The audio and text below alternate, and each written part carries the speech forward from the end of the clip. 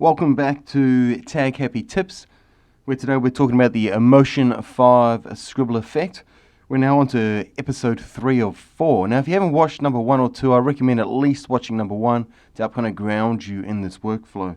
Today we're going to be looking at making something like this, where we have a little Scribble effect boat kind of bouncing around in the water. Now obviously you could make a seagull, a bull, a fish, a whale, whatever you want. The same principle applies. I'm just going to turn off my final layer there. I'm just going to turn on the layer that we want to be working on, the sailboat copy layer. Just going down here in the layers window. Just going down to the viewer window now. And I'm just going to move my playhead just kind of to the beginning of where we want to be working. There we go. Now, if you're not familiar with Motion, you probably want to check out a quick introductory course, in which case I have uploaded one. Alright, let's move on forward. So now that I've selected the layer that I want to be working on, I'm just going to go down to the viewer window, and I'm going to be selecting on the little motion paint, what do we got there? The paint stroke tool. Now with the paint stroke tool selected, I'm going to go up to the top right hand corner. I'm going to select on my HUD window, which is going to give me some quick access to the color of the brush and the thickness of the brush, etc. Top right hand corner of the viewer window, you got the fit 59%. I'm just going to click on that. I'm going to go down to 100%, and I'm just going to click on the little hand icon here in the viewer window.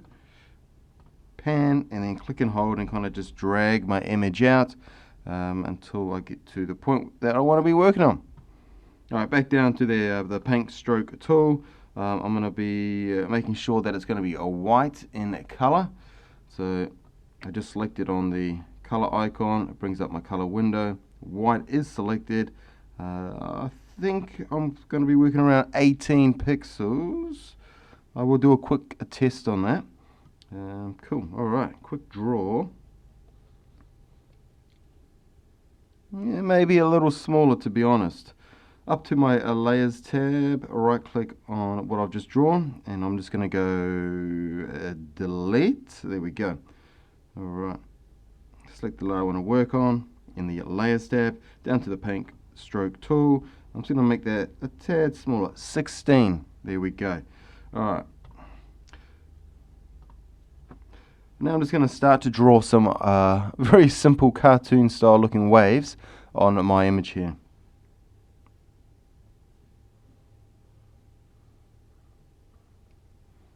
Alright, with the paint stroke tool still selected, I'm now going to carry on with the rest of the boat.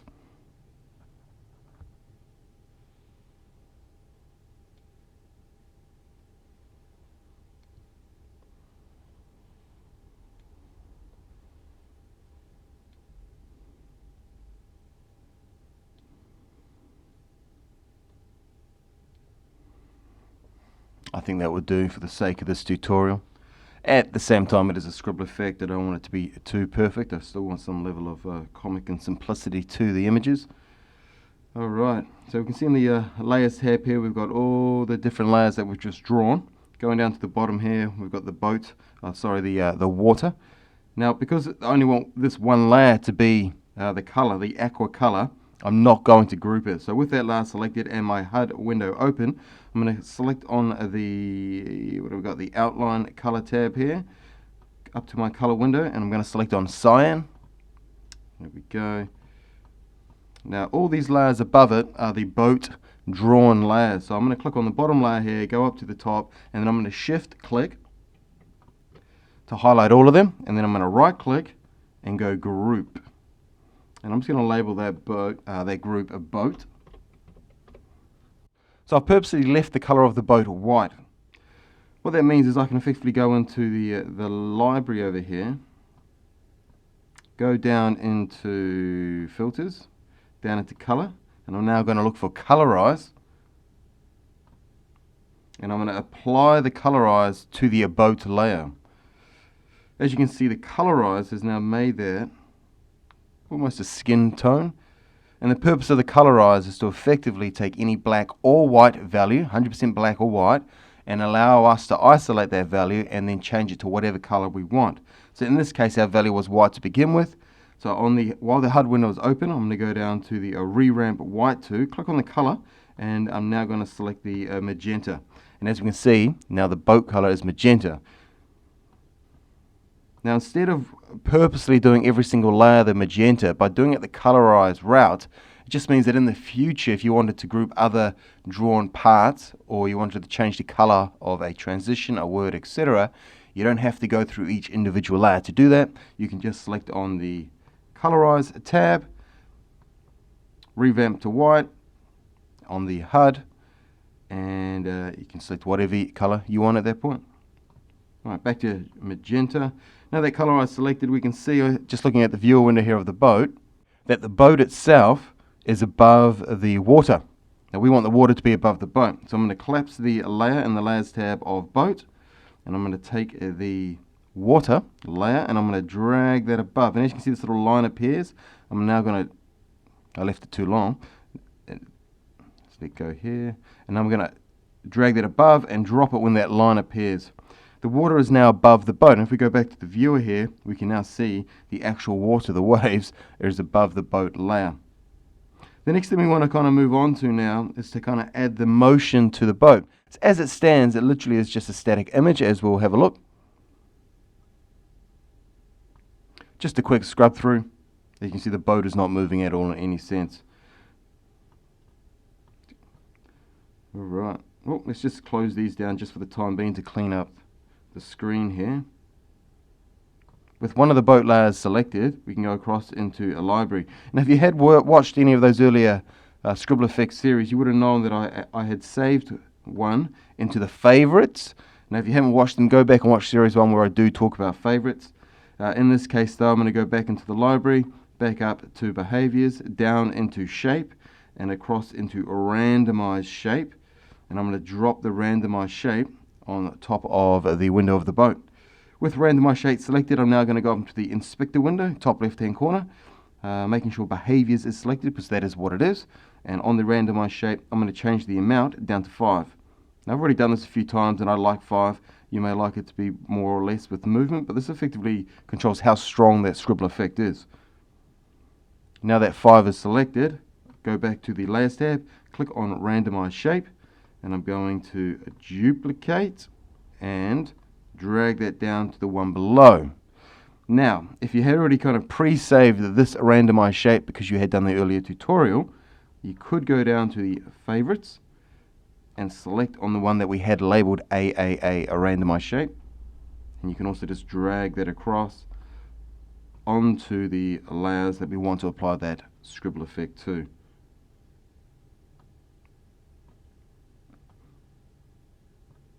And not to forget the water layer at the top there. Once randomized shape is selected, we want to go back to inspector, back down into behaviors, and we want to look for the random seed, and we want to make sure that the random seed on each layer of the randomized shape has changed. It just means that every randomized shape is even a little bit more random to give us more of a slightly natural organic feel.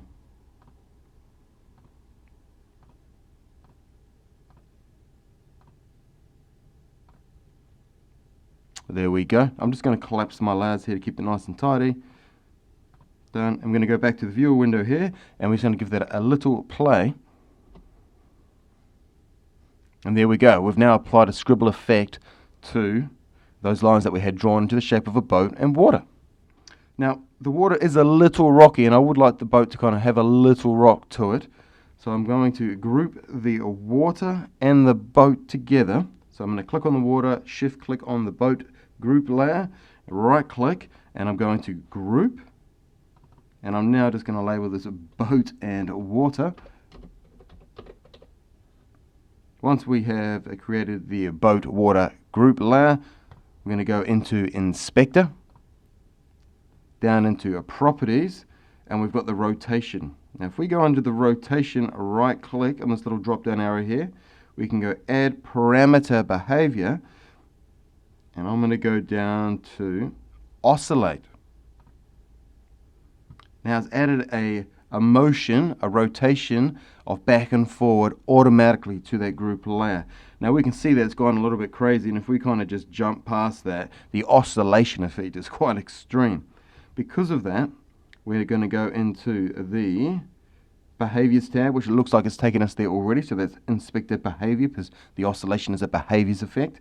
And we're going to go down into Amplitude, and we're going to drop that way back. In fact, I might double click there and just add a 1, enter, to enter just the 1 value. And we can see get a very gentle kind of rock going on there. Play it back in real time.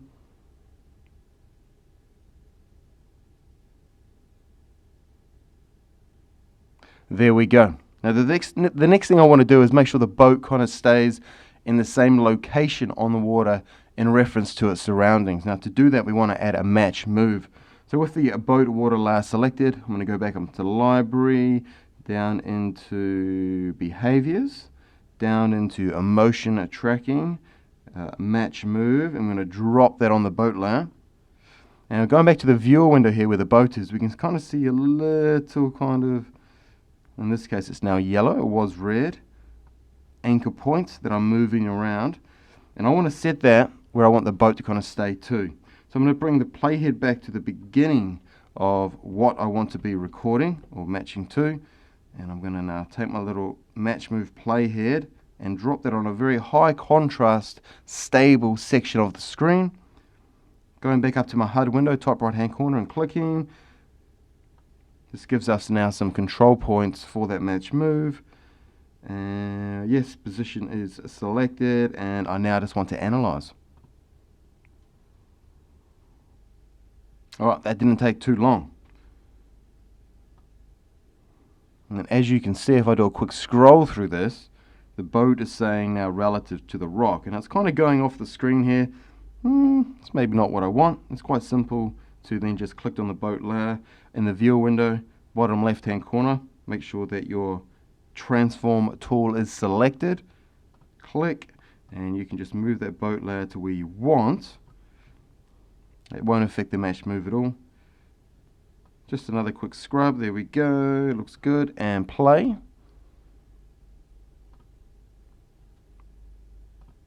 Top right hand corner, I'm selecting on 100%, going back to fit. Now the boat, you might think is a little bit too big for the scene. That's fine. We can click on the boat water layer. Now with the shift selected on the keyboard, I can click and drag it down to make it smaller.